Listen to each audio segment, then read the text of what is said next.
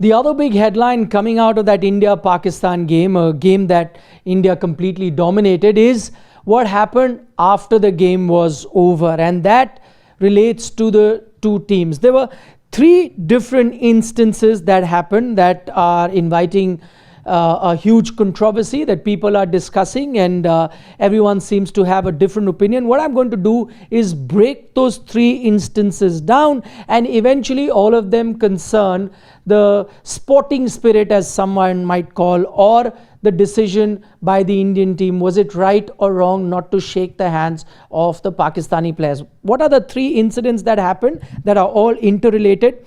I'm going to break it down. Let's start with the first one, and that happened at the toss, where Surya Kumar Yadav and Salman Ali Agha, the Pakistani captain, did not shake hands. Now, that is not a compulsion. That is not something that needs to happen. That isn't part of the rules, that at the toss it is mandatory for both captains to be shaking hands. There isn't anything like that. Yes, a lot of times you do see captains shaking hand, but that's just out of courtesy. But there is no necessity for that to happen. It isn't part of the rule book, so as to say. So when that happened, it did not raise too many eyebrows. Yes, it was reported, but it did not raise too many eyebrows. Then two other things after which the controversy has erupted. The second bit, after the game was done, Surya Kumar Yadav came at the press conference and dedicated this win by the Indian team over Pakistan by a huge margin of 7 wickets. Firstly, to the victims of the Pahalgam terrorist attack, 1, and then 2, to the Indian armed forces. Now, to this, a lot of people are pointing out that you are not allowed to make any political statements, and previously players have also been fined if they've tried to do that, and so you need to keep that out of sport. Otherwise, action can be taken against the players or the participating teams. Sanctions can be given to them. So that's the first argument. Let me burst that argument firstly, why it does not apply in this case. Firstly, players are completely free to dedicate it to whoever they want, right? You can come and dedicate it to a family member, to a friend, to your former coach, to a state, to flood relief, whatever you want. Players are allowed to do that, and that is not making a political statement. So firstly, if they dedicate it to the victims of Pahalgam terror, there should be no issues with that. And secondly, if there are any issues raised from the Pakistan side, then the other question that is very valid and should be asked is that, are you then in a sense admitting to you conspiring to ensure those attacks happen in Pahalgam? Yes, Indian government as well as the Indian intelligence has definitely claimed that there was a Pakistani role in those terrorist attacks, but at the moment, Pakistan keeps denying it. So as soon as you have an issue with an Indian player dedicating it to families of those that died in a terrorist attack, you are in a sense admitting to your guilt. So firstly, they shouldn't, or anybody shouldn't have a problem with that bit. Now, to the Indian Armed Forces, that I think also is allowed within the rules for the team to dedicate it. Yes, the issue comes when you try and make a political statement and mention some other countries. So, if you were to carry you come and say Free Palestine or something like that, then that's a direct attack at Israel, and somebody might take objection to that, and that might be looked at as a political statement.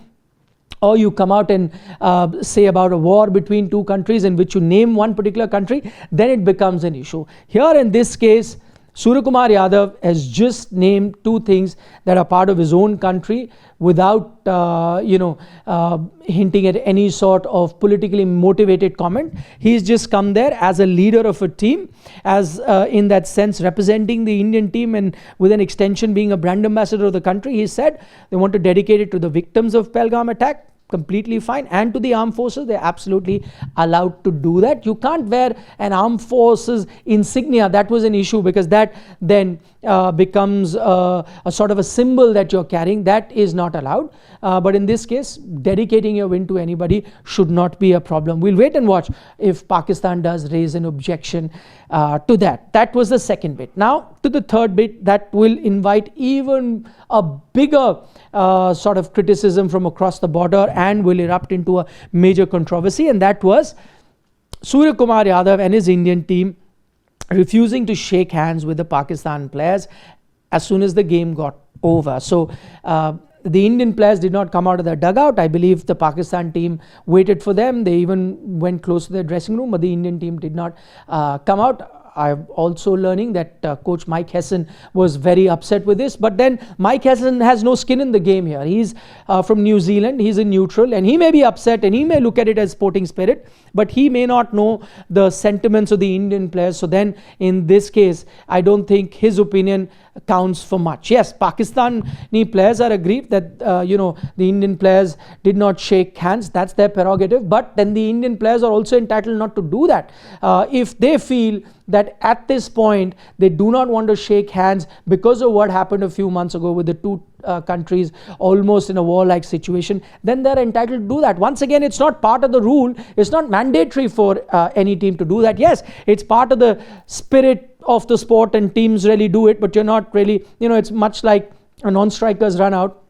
It's within the rule, but a lot of teams don't take it very well. But as I said, it's not part of the rule in this case. And if one team doesn't do anything, you can't take any sort of action for that. Yes, you can be aggrieved with it. You can be upset with that. That's another matter altogether. Now, you must also remember that in a scenario like that, the Indian team has also sent out a message to a lot of Indian folks that were very unhappy with the two teams playing. And this is something that I'd been saying for very long.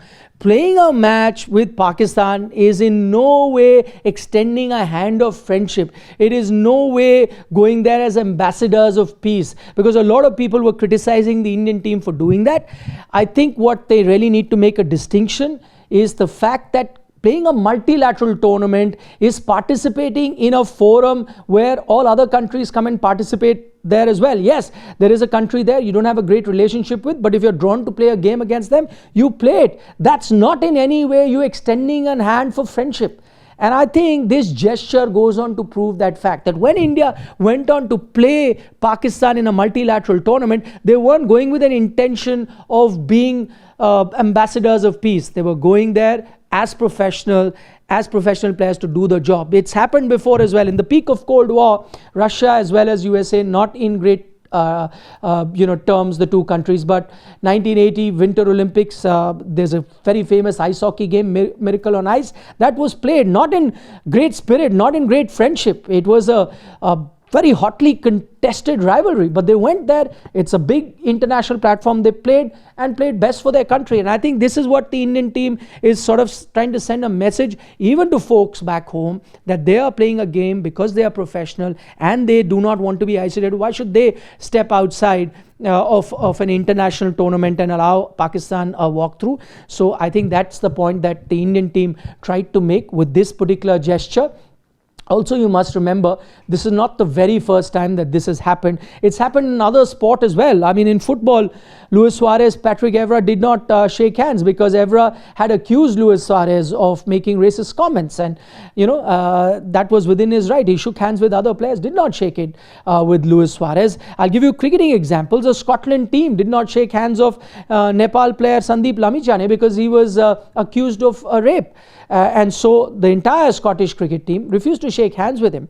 If you look at the two teams in totality, 2019 World Cup, there was a timed out controversy in the Nagin dance derby that we, as we all know, Bangladesh, Sri Lanka, and Angelo Matthews was timed out. It did not go very well with the Sri Lankan team. They refused to shake the hands of the Bangladesh players as well. So it's not unprecedented. It's happened in the past. And yes, if there aren't great relationship between the two countries, you're well within your right not to do that. That's not against the laws of the game. And quite frankly, if you ask me, looking at it from India's point of view, I don't even think it's against the spirit of the game. You do let us know what you think of this entire controversy that has erupted at the moment, the handshake controversy as it's being called, or rather a no handshake controversy as it is in this case. Give us a like on the video if you enjoy our content here, and share it with your friends as well who would want some more information on sports related subjects.